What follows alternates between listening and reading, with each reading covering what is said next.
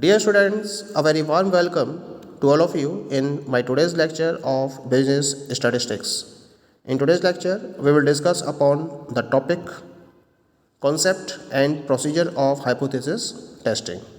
यानी कि आज के लेक्चर में हम डिस्कस करेंगे हाइपोथेसिस टेस्टिंग का क्या कॉन्सेप्ट रहता है और इसके रिगार्डिंग किन किन पर्टिकुलर स्टेप्स को फोकस किया जाता है। तो सबसे पहले हम बात करेंगे about the concept of hypothesis testing and its few definition. Hypothesis testing is a formal procedure for investigating our ideas about the world using statistics. It is most often used by scientists to test specific predictions called hypotheses that arise from theories. Actual में है क्या, जब आप population से एक particular sample को select करके और फिर उस पर स्टडी करते हो तो फिर हमें क्या करना पड़ता है, एक हाइपोथेसिस को फॉलो करना पड़ता है, एक प्री एजम्पशन क्रिएट करना पड़ता है। हमें अपने आइडियाज़ को प्रॉपर्ली इन्वेस्टिगेट करने के पॉइंट ऑफ व्यू से एक फॉर्मल प्रोसीजर को अडॉप्ट करना पड़ता है स्टैटिस्टिक्स का यूज़ करते हुए, जिसे हम हाइपोथेसिस टेस्टिंग का नाम देते हैं। साइंटिस्ट के द्वारा हाइपोथेसिस टेस्टिंग का यूज़ स्पेसिफिक प्रेडिक्शंस को टेस्ट करने के पॉइंट ऑफ व्यू से किया जाता है, जिसे हम हाइपोथेसिस का नाम देते हैं। हाइपोथेसिस टेस्टिंग की जो शुरुआत होती है वो एक एजम्पशन से होती है, यानी जब हम किसी भी पर्टिकुलर सैंपल के बारे में स्टडी कर रहे होते हैं तो हम उसके रिगार्डिंग एक एजम्पशन को क्रिएट करते हैं, और जो एजम्पशन क्रिएट किया जाता है रिसर्चर के द्वारा, इसको हाइपोथेसिस का नाम दिया जाता है। पॉपुलेशन पैरामीटर के रिलेशन में इस पर्टिकुलर हाइपोथेसिस को फॉलो किया जाता है। एक तरीके से जो हाइपोथेसिस है वो सपोजिशन होता है जो कि उस सैंपल के रिगार्डिंग रीजनिंग का एक बेसिस होता है, यानी कि हाइपोथेसिस के बेसिस पर हम एक सपोजिशन फॉलो करते हैं। हम सपोज करते हैं कि जो सैंपल है वो उस पॉपुलेशन से रिलेटेड है या नहीं है। प्रोफेसर मॉरिस हैम्बर्ग ने इसकी एक प्रॉपर डेफिनेशन प्रोवाइड करी है। क्या कहा उन्होंने? Hypothesis in statistics is simply a quantitative statement about a population. इनके अकॉर्डिंग हाइपोथेसिस का मतलब क्या है? किसी भी पर्टिकुलर पॉपुलेशन के रिगार्डिंग एक क्वांटिटेटिव स्टेटमेंट को डेवलप करने की जो स्टैटिस्टिकल प्रोसेस है उसको हम हाइपोथेसिस का नाम देते हैं। एग्जाम्पल के तौर पर मान लीजिए कि एक कॉइन है, इसको 200 टाइम्स टॉस किया गया और हमें 80 टाइम्स हेड्स मिलते हैं और 120 टाइम टेल्स मिलते हैं। अब हम ये जानने में इंटरेस्टेड होंगे, इस हाइपोथेसिस को टेस्ट करने में इंटरेस्टेड होंगे कि जो कॉइन है वो कैसा है। The coin is unbiased. That is clear. तो ये हो गया हमारा हाइपोथेसिस टेस्टिंग का कॉन्सेप्ट। आगे हम बात करते हैं about the procedure of testing hypothesis. 5 main steps are followed in hypothesis testing. कौन कौन सी है वो 5 steps? The first one is the state your research hypothesis as a null hypothesis and alternate hypothesis. Null hypothesis को हम HO से define करते हैं और ऑल्टरनेट हाइपोथेसिस को हम HA या फिर H1 से डिफाइन करते हैं। ऐसे ही सेकेंड स्टेप क्या रहता है इसमें? Collect data in a way design to test the hypothesis. The third step is perform an appropriate statistical test. The fourth step is decide whether to reject or fail to reject your null hypothesis, and the step number 5, present the findings in your result and discussion section. So these all are the different 5 steps which are followed in order to test the hypothesis. So let us have a discussion over these steps one by one.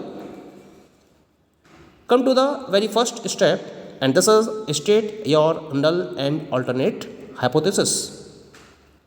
After developing your initial research hypothesis, that is the prediction that you want to investigate, it is important to relate it as a null and alternate hypothesis so that you can test it mathematically. तो सबसे पहले तो जब आप initial research को develop कर चुके हो या फिर इनिशियल रिसर्च हाइपोथेसिस को डेवलप कर चुके हो, उसके बाद आपको इसको नल हाइपोथेसिस और अल्टरनेट हाइपोथेसिस से रीस्टेट करना पड़ेगा। यानी कि यहाँ पर वो प्रेडिक्शंस लेके चलते हो जिनको आप इन्वेस्टिगेट करना चाहते हो। तो इसके लिए अगर आप मैथमेटिकल कंप्यूटेशन को फोकस करना चाहते हो तो इस इनिशियल रिसर्च हाइपोथेसिस को आपको नल हाइपोथेसिस और अल्टरनेट हाइपोथेसिस में रीस्टेट करना कंपलसरी है। Alternate hypothesis is usually your initial hypothesis that predicts a relationship between variables. The null hypothesis is a prediction of no relationship between the variables you are interested in. यानी कि जो alternate hypothesis है वो आपकी initial hypothesis होती है जो कि आपके दिए हुए वेरिएबल्स के बीच में एक प्रॉपर रिलेशन को डिफाइन करती है या प्रिडिक्ट करती है। यानी कि ऑल्टरनेट हाइपोथेसिस कहती है कि जो दोनों वेरिएबल्स हैं वो एक दूसरे से रिलेटेड है, उनका एक दूसरे से रिलेशन है। जबकि नल हाइपोथेसिस का क्या कहना है, वो ये प्रिडिक्ट करती है कि जिन वेरिएबल्स को आप स्टडी कर रहे हो उनके बीच में किसी भी तरीके का कोई भी रिलेशन नहीं है, and this is due to the sampling error. तो पहले आप नल हाइपोथेसिस क्रिएट करोगे और फिर ऑल्टरनेट हाइपोथेसिस को डिफाइन करोगे। दोनों एक दूसरे की जस्ट अपोजिट होती है। You want to test whether there is a relationship between gender and height. एक एग्जाम्पल लेके चल रहे हैं। एक रिसर्चर है, वो क्या चाहता है कि जेंडर और हाइट के बीच में एक रिलेशनशिप को एस्टेब्लिश करना चाहता है, और इसके लिए आप क्या करोगे, एक हाइपोथेसिस को फॉर्मुलेट करोगे और क्या कहोगे, you will say state that the man are on an average taller than women. ये तो आपने एक इनिशियल रिसर्च हाइपोथेसिस को डेवलप किया है, ये तो आपने स्टेटमेंट क्रिएट करा है, लेकिन अब आपको इसको नल हाइपोथेसिस और ऑल्टरनेट हाइपोथेसिस में रीस्टेट करना है। तो कैसे रीस्टेट करोगे इसको, पहले मानेंगे नल हाइपोथेसिस, क्या कहेंगे, man are on average not taller than women. कहा था हमने कि दोनों वेरिएबल्स के बीच के रिलेशन को डिफाइन नहीं करता है, ये मानता है कि दोनों वेरिएबल्स के बीच में कोई रिलेशन नहीं है। तो हम ये नल हाइपोथेसिस कंसीडर करेंगे कि मैन वीमन से टॉलर नहीं होते हैं on an average. Alternate hypothesis इसकी अपोजिट हो जाएगी, man are on average taller than women. Opposite हो गई दोनों। तो इस तरीके से हम दिए हुए रिसर्च स्टडी के रेफरेंस में इनिशियल रिसर्च हाइपोथेसिस को नल और ऑल्टरनेट हाइपोथेसिस में रीस्टेट कर लेते हैं। After that you will move to the second step. The second step is collect data. For a statistical test to be valid, it is important to perform sampling and collect data in a way that is designed to test your hypothesis. If your data are not representative, then you cannot make statistical inference about the population you are interested in. तो यानी कि अगर आपको आगे की process को आगे बढ़ाना है तो उसके लिए क्या करना है आपको, सबसे पहले तो आप सैम्पलिंग के फंक्शन को परफॉर्म करोगे, क्योंकि पॉपुलेशन में आपको एक सैम्पल सेलेक्ट करना है। उसके लिए आप डिफरेंट सैम्पलिंग मेथड्स में से किसी एक मेथड का यूज़ करते हुए सैम्पलिंग को सेलेक्ट कर लोगे, और फिर उसके बेसिस पर आप क्या करोगे, अपने डेटा को कलेक्ट करना शुरू करोगे। और जो आप डेटा का कलेक्शन करोगे, जैसी आपने हाइपोथेसिस कंसीडर की है उसके अकॉर्डिंग ही आपको डेटा को कलेक्ट करना है। क्योंकि अगर आपका डेटा प्रॉपरली पॉपुलेशन को रिप्रेजेंट नहीं कर रहा है या अपने आप में रिप्रेजेंटेटिव नहीं है, तो आप किसी भी तरीके का कोई भी स्टैटिस्टिकल इन्फ्रेंस को फॉलो नहीं कर सकते। फिर आप कोई भी हाइपोथेसिस क्रिएट नहीं कर पाओगे, और जो रिजल्ट्स निकल कर भी आएंगे वो अप टू द पॉइंट या ट्रू नहीं होंगे। एग्जाम्पल के तौर पर, to test difference in average height between man and women, your sample should have an equal proportion of men and women and cover a variety of socio-economic classes and any other control variables that might influence over age average height।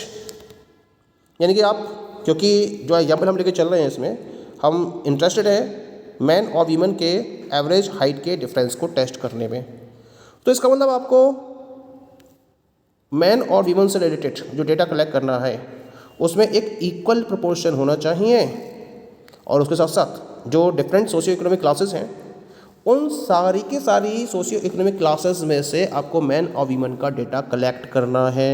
और अगर कोई another controllable variable है तो उसके according भी आपको man और women के रिगार्डिंग एवरेज हाइट के डेटा को कलेक्ट करना है, जिससे कि जो आपका सैंपल है वो पॉपुलेशन का एक प्रॉपर रिप्रेजेंटेशन दे सके। Now come to the step number 3, perform a statistical test. क्या करना है इसमें आपको? The third step is in hypothesis testing procedure is to construct a test criteria. This involves selecting an appropriate probability distribution for the particular test, that is a probability distribution which can properly be applied. Some probability distributions that are commonly used in testing procedures are t-test, f-test, chi-square test, and so on tests are there. Test criteria must employ an appropriate probability distribution. ये आपका testing hypothesis में third step रहता है, जिसमें आपको statistical test को perform करना compulsory होता है। यानी कि इस पर्टिकुलर स्टेप में आप एक टेस्ट क्राइटेरिया को कंस्ट्रक्ट करते हो। इसके लिए आपको क्या करना है? अपने पर्टिकुलर टेस्ट के पॉइंट ऑफ व्यू से एक एप्रोप्रिएट प्रोबेबिलिटी डिस्ट्रीब्यूशन को सिलेक्ट करना है। यानी कि ये वो पर्टिकुलर प्रोबेबिलिटी डिस्ट्रीब्यूशन होता है जो प्रॉपरली अप्लाई किया जा सकता है आपके हाइपोथेसिस टेस्टिंग के पॉइंट ऑफ व्यू से। एक प्रॉपर कॉम्पेटिबिलिटी होनी जरूरी है। ये देखना जरूरी है कि आपका सैंपल किस तरीके का है, और उस सैंपल को ध्यान में रखते हुए ही आपको सैंपलिंग टेस्ट को एम्प्लॉयड करना है, अप्लाई करना है। डिफरेंट टाइप के टेस्ट है जिनका यूज़ किया जाता है डिफरेंट टाइप के प्रोबेबिलिटी डिस्ट्रीब्यूशंस के अंदर, जैसे कि टी टेस्ट है, एफ टेस्ट है, काई स्क्वायर टेस्ट है, जेड टेस्ट है। तो जो सिटेबिलिटी हो जिस टेस्ट की, आपके सैंपल के अकॉर्डिंग या आपके प्रोबेबिलिटी डिस्ट्रीब्यूशन के अकॉर्डिंग जिस टेस्ट की सिटेबिलिटी हो, उसी टेस्ट को अप्लाई करते हुए आप वैल्यूज़ को फाइंड आउट करोगे। That is clear. Now we come to the next one. पहले एग्जाम्पल डिस्कस कर लेते हैं इसका। If only small sample information is available, the use of the normal distribution would be inappropriate. यानी कि अगर आपके पास स्मॉल सैंपल इंफॉर्मेशन अवेलेबल है तो आपको नॉर्मल डिस्ट्रीब्यूशन का यूज़ नहीं करना है। क्लियर। चलिए अब हम आगे बात करते हैं स्टेप नंबर 4 की। Step number 4 is decide whether to reject और fail to reject your null hypothesis. आपने अपनी कंप्यूटेशन कंप्लीट कर ली है, एक प्रॉपर टेस्ट को अप्लाई करके आपने पी वैल्यू को फाइंड आउट कर लिया है। अब जो आपके स्टैटिस्टिकल टेस्ट का आउटकम निकल कर आता है, उसके बेसिस पर आपको डिसाइड करना है कि आपको नल हाइपोथेसिस को रिजेक्ट करना है या उसके रिजेक्शन को फेल करना है, यानी कि ऑल्टरनेट हाइपोथेसिस को एक्सेप्ट करना है। अब दो चीज़ें हैं यहाँ पर। अगर नल हाइपोथेसिस एक्सेप्ट होती है तो ऑटोमेटिकली ऑल्टरनेट हाइपोथेसिस रिजेक्ट हो जाएगी, और अगर नल हाइपोथेसिस रिजेक्ट होती है तो ऑटोमेटिकली ऑल्टरनेट हाइपोथेसिस सेलेक्ट हो जाएगी। In most cases, you will use the p-value generated by your statistical test to guide your decision. And in most cases, your predetermined level of significance for rejecting the null hypothesis will be 0.05. That is, when there is a less than 5% chance that you would see these results is if the null hypothesis were true. यानी कि जो आपने test apply किया, उस test के basis पर आप p-values को जनरेट करोगे। आपने स्टैटिस्टिकल टेस्ट अप्लाई किया, पी वैल्यूज़ को डिटरमाइन कर लिया। अब पी वैल्यूज़ को डिटरमाइन करने के बाद आप एक पर्टिकुलर लेवल ऑफ सिग्निफिकेंस को डिटरमाइन करते हो। 5% level of significance, 1% level of significance, इस तरह से डिफरेंट लेवल ऑफ सिग्निफिकेंस होते हैं। 5% लेवल ऑफ सिग्निफिकेंस का मतलब होता है कि जो आपकी पी की वैल्यू है वो 0.05 से अगर ज़्यादा होगी, ठीक है, अगर 0.05 से ज़्यादा होगी तो नल हाइपोथेसिस को एक्सेप्ट कर लिया जाएगा, और 0.05 से अगर कम होगी तो नल हाइपोथेसिस को रिजेक्ट कर लिया जाएगा। ऐसे अगर मैं 1% लेवल ऑफ सिग्निफिकेंस की बात कर रहा हूँ तो उस केस में क्या करना है आपको? 0.01, यानी कि जो आपकी पी की वैल्यू है अगर वो 0.01 से ज़्यादा होगी तो नल हाइपोथेसिस को एक्सेप्ट कर लिया जाएगा, अदरवाइज नल हाइपोथेसिस को रिजेक्ट कर दिया जाएगा। तो हम अगर 5% लेवल ऑफ सिग्निफिकेंस की बात कर रहे हैं तो हमें ये देखना है कि जो वैल्यू है वो 0.05 से कम है या 0.05 से ज़्यादा है। ऐसे अगर मैं 1% लेवल ऑफ सिग्निफिकेंस की बात कर रहा हूँ तो हमें देखना होगा जो वैल्यू है वो 0.01 से कम है या 0.01 से ज़्यादा है, क्योंकि जितना हम लेवल ऑफ सिग्निफिकेंस कम लेके चले जाते हैं उतना ही हाइपोथेसिस को, या हम कह सकते हैं कि जो हाइपोथेसिस है अगर करेक्ट है उसको रिजेक्ट करने का खतरा उतना ही कम होता चला जाता है, जैसे हम बोलते हैं टाइप फर्स्ट एरर। एग्जाम्पल के तौर पर मान लीजिए कि आप डिफरेंस निकाल रहे थे average height between man and women. आपने पी की वैल्यू फाइंड आउट करी, and the value of p is equal to 0.002।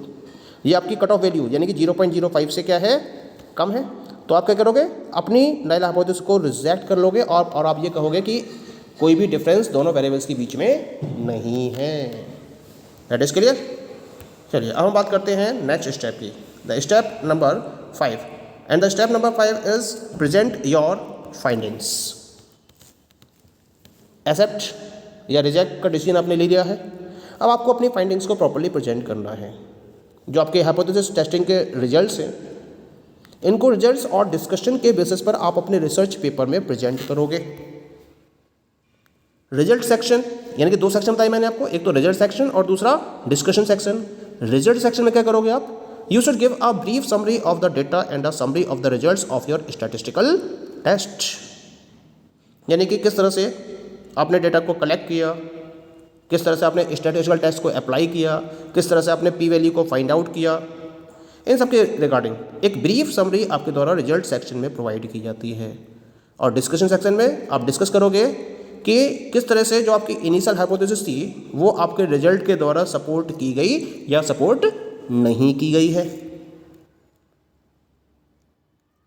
In the formal language of hypothesis testing, we talk about rejecting or failing to reject the null hypothesis. You will probably be asked to do this in your statistical assignment. तो ये एक assignment जो तैयार करते हो आप test को complete करने के बाद, उस बार बताते हो कि आपने नल हाइपोथेसिस को रिजेक्ट किया या फिर फेलिंग टू रिजेक्शन का डिसीजन आपके द्वारा लिया गया। Then this is counted under the step number 5, that is present your findings. Okay, so these all are the 5 steps in testing the hypothesis. Okay, thank you.